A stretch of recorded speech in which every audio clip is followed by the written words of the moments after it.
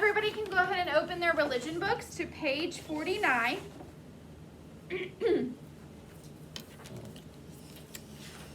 And let's think of what we've learned in the past few lessons.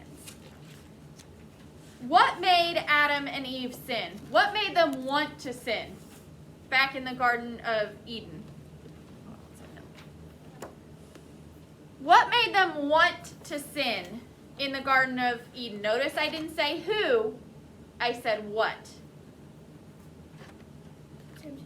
Temptation. Temptation made them want to sin. What is temptation again? What is temptation? Michaela? When somebody tries to get you to do something, but you're just like, I want to do it, but I don't want to. When someone or something tries to get you to do something. Now that could be bad, or it could be something that isn't that bad, but we say we're tempted. However, Adam and Eve, was it a good thing they were being tempted to do, or a bad thing? You can tell me. Class? Bad thing. A bad thing. Who tempted them? Carla? The devil, or you can call it the snake. The devil, so Satan disguised as a snake. Who forced them to sin? Who forced them to sin? Aaron? No one. Because why, Aaron? They chose to do it. Very good. Remember, is anyone forced to sin? You can be tempted to sin, but that person that tempts you, do they make the choice for you? They don't. Who makes the choice? Colin? You. We do. We do. We make the choice to give in to temptation and sin. So is the excuse, the devil made me do it, a good one? No, because does the devil make us do anything? Does the devil tempt us to do things? But can we choose to say, nope, not today, Satan? We can't. What was that called when Adam and Eve committed that sin? What was their sin? Sorry, first, what was Adam and Eve's sin? Zari. Their sin was when they ate the apple. The fruit. We don't know what it actually was. The fruit that God told them not to eat. The fruit from, very good. They were told not to eat it. What was it from? It was the fruit from what? Michaela? The tree of knowledge of good and evil. And God said, this is one rule, you can't eat that fruit. The snake came in, the devil disguised as a snake came in and said, but it looks so good. And you'll have so much what? You'll have so much more what? Smith? Power. Power, if you eat it. And then Eve said, I know this is the wrong choice, but you know what? I do want it. I do want that power. I do want to be equal with God, so I'm going to do it. And then what was that called? What do we call that? What do we call that? Michaela? Original sin. And when we write that, how do we write it? Michaela? With capital letters, because it is a specific sin, the original sin. What was the most important thing that Adam and Eve lost because of that original sin? What was the most important thing that they lost? They lost a lot. They had a lot of punishments, but what was the most important thing they lost? And they lost it for everyone. Grace. Grace, which means what? They lost grace, so what could not happen anymore? Carla. When they die, they can't. Oh, uh-oh. I think something's... I didn't know that happened. But I'm saying. So what happened because they lost grace? When they died, what could they not do? They can't go with Jesus. They cannot go to heaven. Did they only get that punishment for themselves? Who was that punishment for? Zadie. All of their descendants. All of their descendants, including who? Themselves and, Colin? Us. Because we are descendants of Adam and Eve. But what happens so that now we are able to receive grace again? We're not born with it like we used to, but now we can get it because of something that happened. Mason? We get baptized. We are baptized, but what allows us to receive grace when we're baptized? What happened that now we're allowed to get grace when we are baptized? Zari? We are baptized. When we're baptized, we're in God's family again now. Okay, but why are we able to do that? Because all the people between Adam and Eve in a certain time couldn't go no matter what. What happened that now we are able to go, and also people who should have been in heaven the whole time are now in heaven? Michaela? Because God sent a Savior. God sent a Savior. Who was that Savior, Michaela? Jesus.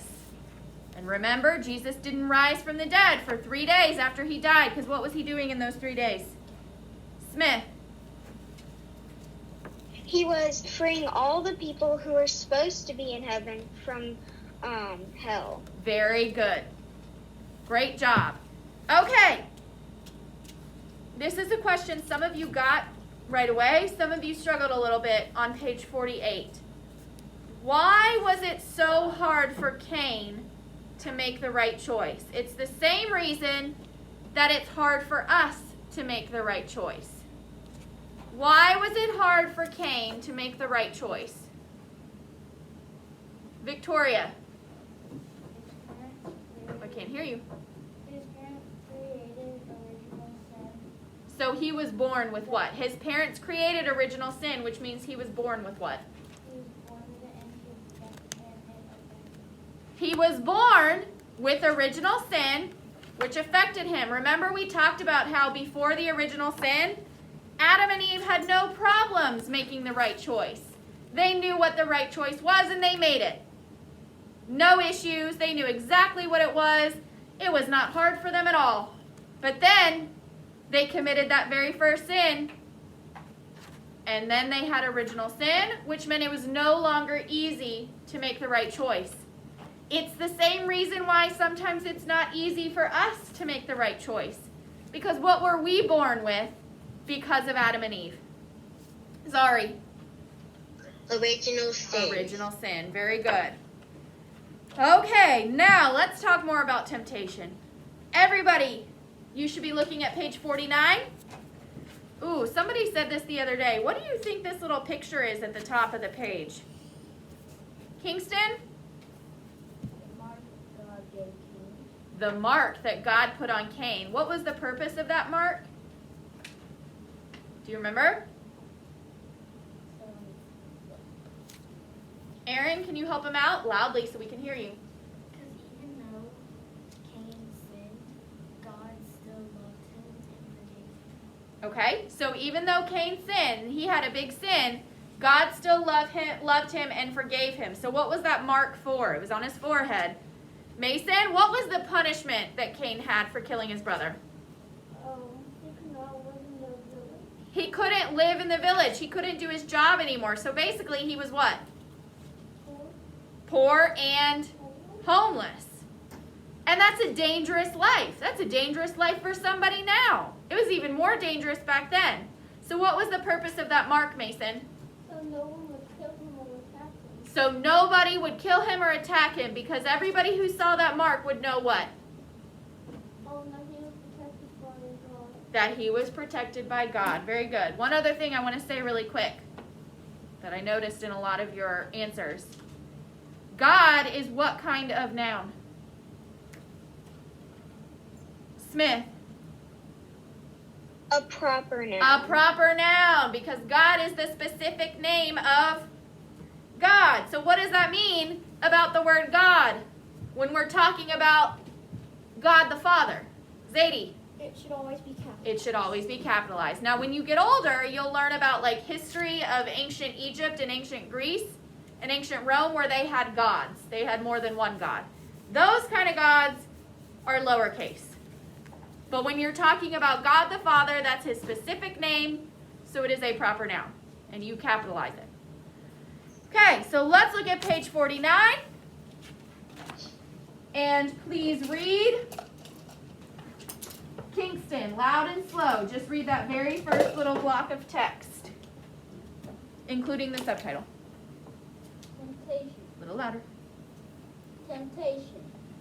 Cain should not have been angry with his brother because of original sin and its effects, it was hard for Cain to love his brother. Know what was right and choose what was right. Good. So that's true of all of us. It's really hard to love everyone, isn't it? Some people are easy to love, like our parents, our best friends, Siblings. our grandparents. Are our siblings always so easy to love? No. No. Even our best friends, are they always so easy to love? Even our parents, are they always in every single moment so easy to love? I mean, we still love them, but it's a little hard because we get mad at them. Is it really hard to love ourselves sometimes? Yes. It is, sometimes a lot. Sometimes people really struggle with that. That's all because of what? Mason? Original sin. Because before that original sin, Victoria, I don't know. I was like, what face is she making? But it was because of a glare. I thought you were like this. But it was just the glare. Made it look like your eye was like completely white. I don't know. Sorry. I thought you were making a rude face. And I was like, but it was just, now I see. Sorry. No, I thought you were making a rude face, like rolling your eyes basically. But then I realized it was just the light on your shield, on your face shield. Sorry. So, where was I? Yes, because of original sin, it's hard to love each other and it's hard to love ourselves. Before original sin, that was like the easiest thing in the world. We just always felt love for everyone and everything and for ourselves. Well, only Adam and Eve ever got to feel that. But now, that's another thing we lost. The ability to easily love ourselves and others. So we lost grace when we're first born, but we can get it back. We lost it being easy to love ourselves and others. We lost it being easy to make the right choice and not sin. We all lost that because of Adam and Eve. Okay, thank you, Kingston. Read next. Mason, loud and slow. Make sure you're going real slow so we can keep up with you, okay? Just the second block of text. God wants us to be happy here on earth. And someday with Him in heaven, God wants us to be free to choose to love and to be happy with Him. So God created us in His image, with minds to think and wills to make choices. It is up to us. It is up to us to choose to love God and to accept and love happiness He offers us. Good. So it's our choice to do that, to love God, to choose love, and to choose happiness. God offers all of us those things, but it's our choice to accept them. Sometimes we think it would be super easy to accept and choose love and happiness. But then sometimes there's something else that'll give us love and happiness right now, instead of waiting for that love and happiness with God. So let's keep reading. Thank you, Mason. Read next. Aaron, loud and slow. Just the next block of text. And then turn your body a little bit. You have your face shield on, so you can take that off before you read. And then turn your body a little bit so that you're kind of facing more towards us instead of the corner.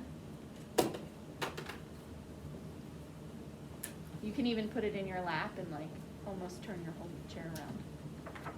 Loud and slow. When Adam and Eve, A little louder. the original sin, Louder. And a little slower. When Adam and Eve committed the original sin, they were no longer able to love God as they should. It was difficult for them to know what was right and to make loving choices. Original sin and its effects were passed on to all people who came after Adam and Eve. Except Jesus and Mary were all convinced and Conceived. That means created in our mom's bodies. we are. So that's the word conceived. So start that sentence again. We are all and born with original sin, and it's a fact. You're getting really quiet, Aaron. It is still hard for us to know what is right and to make right choices. Sometimes we are tempted to make wrong choices. Good. So we were all born with original sin except for two people. Who are those two people? Zadie, tell me one. Jesus. And the other one. Smith. Mary. Mary. So that means as soon as Mary and Jesus were born, what were they able to do? They didn't. Nothing had to happen for them to be able to do this. Cullen? They got to love people very easily. Well, okay. So it was very easy for them to love themselves and others. What else does that mean since they were not born with original sin? Zari? That means they get to go to heaven since they haven't made a wrong choice. They got to go to heaven without having what first? Zari? Can you repeat that? Something happened. Okay. They got to go to heaven right away without having what first, Zari? Grace. Well, they had grace, which means they did not have to have what in order to receive grace? Who can help her out? Zadie? Baptism. Because remember, we receive grace at baptism. Please make sure that you're focusing and following along. And it also meant that what else was easy for them? It was easier for them to love themselves and others. No problems at all. They were born with grace without having to be baptized first. And what else? Because they were born without original sin. Michaela? It was easy for them to go to heaven. Well, we already said that because they had grace. Come on, guys, focus. Zadie? It was easy for them to make right choices. It was easy for them to make right choices, which means what they never did what? Because it was easy to make the right choice. They were born without original sin. What did they never do? Not even once. Mason? Sin. Very good. Mason and Jesus. Mary and Jesus did not sin even once in their entire lives, even as children. Never. They never ever sinned. Does that mean we should feel super, super horrible for sinning? No. As long as we are sorry, we don't have to feel, and we don't commit really, really bad sins, we don't have to feel horrible about ourselves all the time just because Mary and Jesus never sinned. Because they were born without original sin, which meant it was easy to make the right choice every time. Okay, let's look at the purple box, in the quote in the purple box. I'm going to read that because it is from the Pope's words, which are spoken not all the time, but a lot of times more for adults. So I will read the quote in the purple box. It says, "Many voices inside and outside us tempt us not to believe in God, not to listen to his fatherly invitations, to prefer our whims to his friendship." That's a quote by St. John Paul II from probably a book called You Are My Favorites, or maybe a speech or homily, whatever it was that he said this. It had the name You Are My Favorites. So what that means, he's talking about temptation. What is he saying tempts us? What word is he using? It's not a snake in his quote. What is it? Zari.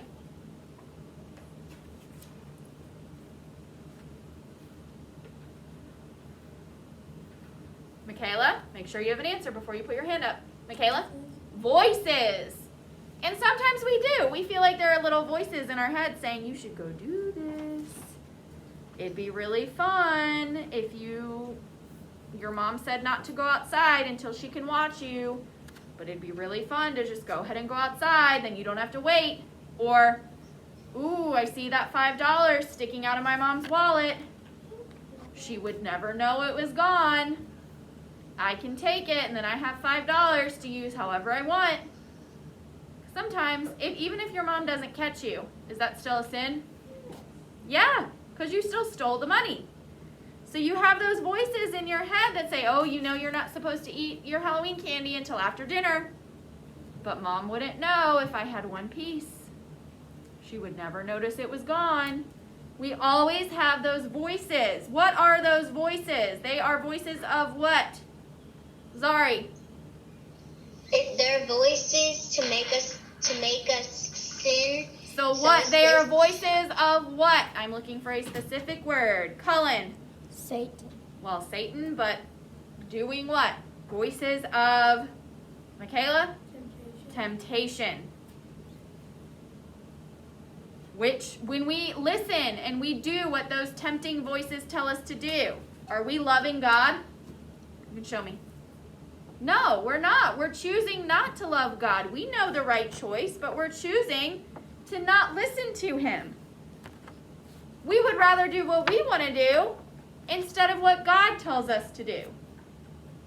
And should we always do what we want to do? No, definitely not. Okay, go ahead and read the last block of text, the last paragraph. Smith, loud and slow. Everybody make sure that you are following along. Temptations make wrong choices seem to be good. No matter whether temptations come from ourselves, for example, selfishness, misguided emotions, weaknesses from the world, people, places, and things, or from the devil, we can still choose to make right choices with the help of grace. But making right choices is difficult sometimes, and we struggle between what is right and what is wrong. Good. So that last sentence means because of original sin, we do struggle with that choice. Sometimes we struggle to make the right choice, especially when it's something, hey, no one's ever going to know. No one's ever going to know if I take that one piece of candy out of that huge bowl of candy. Mom's never going to know if I take that $1 out of her stack of $20 bills. Mom's never going to notice if I take that. My teacher's never going to notice if I use a calculator on my homework. She's never going to notice. So I can do that. It's really hard to make the right choices when we know no one's ever going to catch us. But just because no one ever catches us, does that make it right? No, just because we don't get in trouble for something, does that mean it was right and we made the right choice? Victoria? No, but guess who caught? What? But guess who caught? No, it's not, because who always catches us? Who sees everything we do and think? God. So even if our mom doesn't catch us taking that dollar out of her purse, or your sibling never catches you taking that really cool pencil that they have, guess who did catch you? Class. God. God. So it's still the wrong choice. We have to make sure that we are using our grace, our knowledge, everything to pick the right choice, because we're always presented with at least two choices, right? Otherwise, there wouldn't be a choice. You'd have to do it. Like your homework, you don't have a choice. Well, you do have a choice, but there are rewards and consequences. So you always need to make sure that you're using grace, your knowledge, help from God to make the right choice. Because even if nobody else catches you on earth, who does catch you? Class. God. God. Now let's look at that sentence where it says, no matter whether temptations come from ourselves. So sometimes the temptation comes straight from our own thoughts and actions. It says selfishness. When we're selfish, we're going to make the choice to do things that because we want them. We don't even think about others. Then it says misguided emotions. Sometimes when we're angry, do we say mean things or do things that aren't good without even really thinking about them? That's still a sin. That's what misguided emotion means. When we are feeling a very strong feeling and we do things we shouldn't without really thinking about them because we're feeling that strong feeling, that's temptation from ourselves. Think about what Cain did. When Cain was mad at his brother, what did he do? Carla. He killed him. He killed him. Did the devil ever say, hey, you should kill your brother? No. Who said, hey, you should kill your brother because you're mad at him? Mason. Temptation? But who was it? Where did the temptation come from? Zadie? Himself. His own brain said, I'm mad. I'm going to do something about this. I'm going to get back at Abel by killing him. That's a misguided emotion, because should we ever feel that way? And if you do, what do you need to do right away? Michaela, go talk to somebody. Exactly. Very good. I don't even know what answer I was looking for, but that was probably the best one somebody could give. Go talk to somebody. Then it says weaknesses. That would be like something if you're working on your homework and you're like, I don't know how to do this, instead of asking for help or going back and looking, I'm just going to use a calculator. That would be your own weaknesses are tempting you. Then it says the temptations could come from the world, other people, our friends. Our friends are doing something bad and they say, hey, this is really fun. Come do it with us. That's a temptation from people. Places. Well, you know there are places you can't go, but they look really cool. I don't know, this is a weird thing, but like a casino. There's lots of shiny bright lights and sounds and you're like, whoa, that looks really cool. Like places where people gamble. Yeah. They look really cool from the outside, but you know as a kid, are you supposed to go there? No. No. And of course, you guys couldn't get in. But what about when you're like 20 and you're only a year away from being allowed in? Then you might be like, I'm just going to go. So places can tempt us and things can tempt us. You see that candy and you know you're not supposed to eat it, but that candy is sitting there just tempting you. It's a thing and it's tempting you. Does it have any ability to choose whether it's tempting or not? No. But it does. And then it says from the devil. That's that little voice in our head that says, it'd be really fun. You should do it. Okay. So you stay on that page. I'm just turning my page because we're not going. This is the only page we're doing today. But let's think about an example of temptation. We can discuss if you want to in a minute, but right now is not the time. So let's think of an example of temptation. You're in your kitchen. Somebody, Zari, you're not muted. You're in your kitchen. There's a cake sitting on the counter. You're home alone, or your older sibling is watching you, or you have a babysitter who has no idea what it's for. It's 3 layers. It's chocolate. There is icing. If you don't like chocolate, then it's whatever kind of cake you do like. Or if you don't like sweets, it's a big bowl of spaghetti. Just think of what you like the most. And it's sitting on your counter. And it looks so good. And you could very easily just take a little nibble and nobody would notice. Especially if it's a bowl of spaghetti. You could just stick your fork in there, get a few noodles, take a bite, maybe even take a meatball. Nobody would notice. Nobody's counting the meatballs. Nobody's counting the noodles. The donut has icing on it that's already it's not super smooth, so you could easily just put your finger in there. There's some crumbs. You could take some crumbs. Nobody's counting the crumbs. Nobody's taking a picture of what it looks like and making sure it matches exactly that later that day. What? But your mom told you, hey, it's for after dinner, or hey, it's for your uncle's birthday, or No. hey, that's for dinner. We're not ready to eat. You need to go wash your hands first. But then she leaves the room. It looks really good. You know, well, maybe it is for you, but not till after dinner.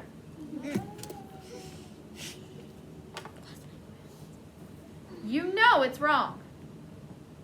You know you should not do that. You know your mom or your dad or your uncle or your grandma or whoever told you, no, you need to wait.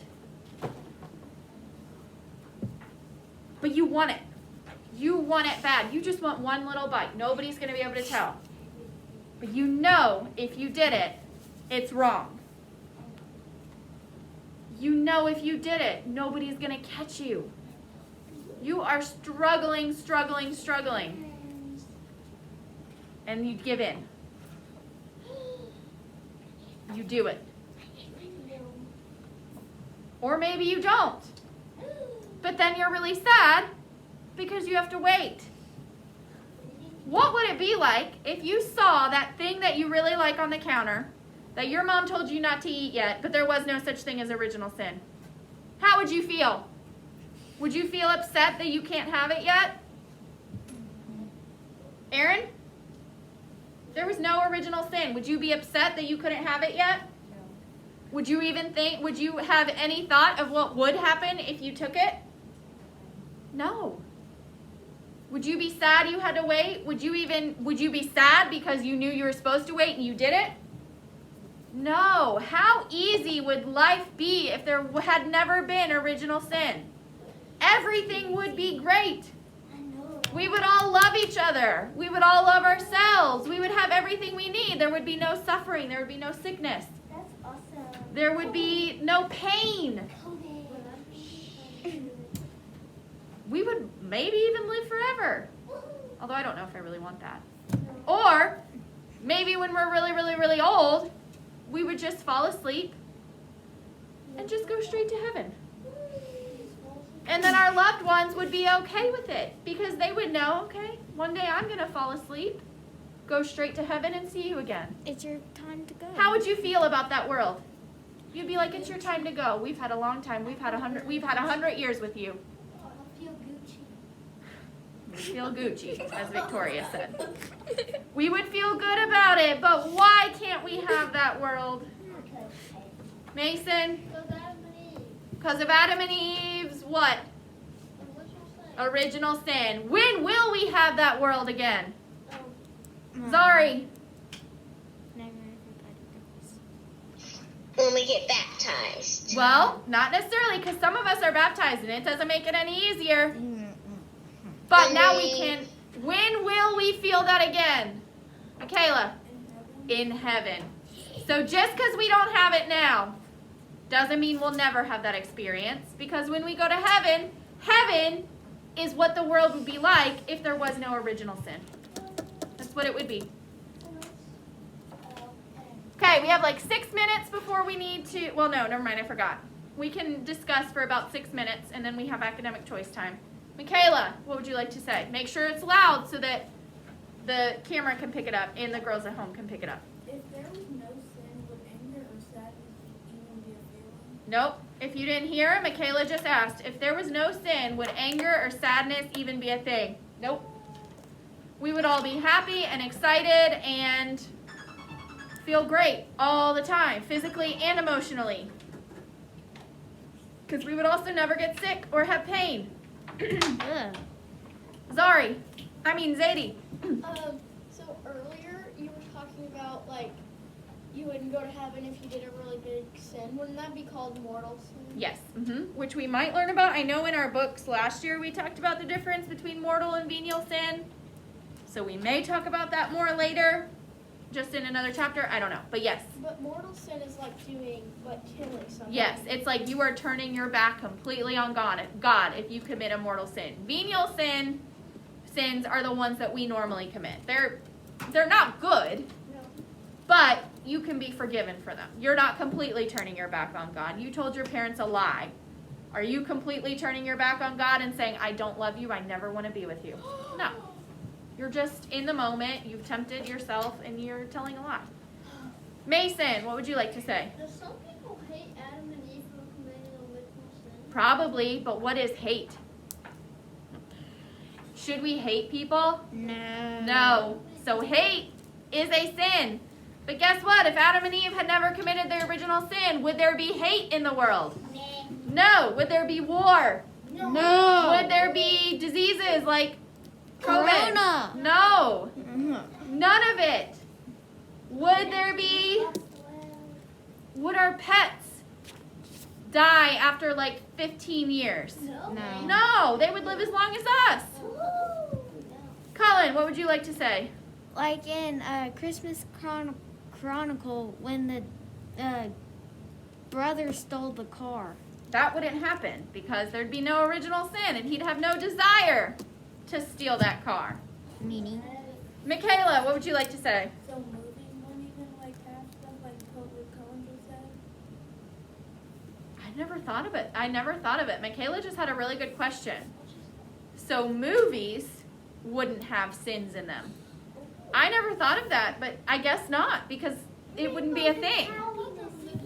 It would all be happiness. And maybe some of us are bored by that, but if there was no original sin, would that be boring to us? No, we'd be like, cool. Michaela's the genius. That's a good question. I never thought of that before, ever in my life. That's a really good question. Genius. And I would say, I guess not. Zari? Can we close this? If Mary was born after Mary and Adam made the Adam and Eve? sin, how do they not have original sin like we do? Because they were chosen. So Mary and Jesus do not have original sin, even though they were born after Adam and Eve and should have original sin, because God chose them for a reason. God chose Mary to be Jesus' mother. So before she was even conceived, before she even entered her mom's body, God said, you will be without original sin. Like back when Adam and Eve were alive. He knew Mary would be born someday and that she would have no original sin. Same with Jesus, but partially also because Jesus is God. And God has no original sin. God's the power. God is all good. Okay, Kingston, then Victoria, then Aaron, then we have to move on because you had a chance already, right? Okay, Kingston. No wars would have happened. No World War I, no World War II, no Civil War, no war in Iraq, no War of 1812, no Crusades, no 100 Years War, no war nothing. With my dad. Mine started World War I. Huh? Who started World War I? It was like, you'll learn that in middle school probably. It's too long to tell you, right? In the next like 2 minutes. I forgot. I just want to know who actually started. It was several countries together. Like Italy. I can't remember actually Italy. And there was a specific event that started it. Archduke Ferdinand was assassinated in, where was it? One of those, Austria. And yeah. Australia. But there was Austria, not Australia. Okay, Victoria. I have an answer for Michaela's question, what she asked. Okay. So, if, like, the actors, if no one had original sin, they wouldn't even be thinking about sin. Because it wouldn't that thing, exist. So they would just be happy. Exactly. It would just be happy movies, which some of us would very much enjoy. I don't like sad movies. I don't. Some people, that's all they watch. I do not like sad movies. Like Benji. Nope, I can't watch it. Aaron, did you have... Aaron, okay, Aaron, and then we're going to move on. Okay, if there was other people besides Adam and Eve at the time that they carried an original sin, would the other people be able to stop Adam and Eve? Maybe. Aaron just asked the question, if there were other people around when Adam and Eve committed the original sin, would they have been able to stop Adam and Eve? Maybe. Maybe. If there had been more than just the two of them, maybe. But do we know? Will we ever know? No. When will we know what would have happened?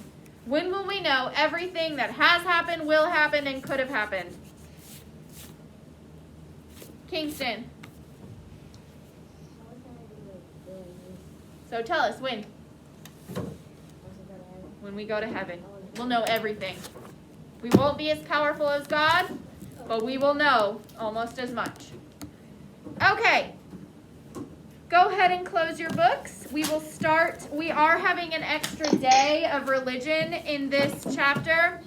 That's why our test is not this coming Tuesday, because we do actually have one more day of religion before we take our test next Thursday, which is not the normal day for religion, but that's what we're doing. Do religion.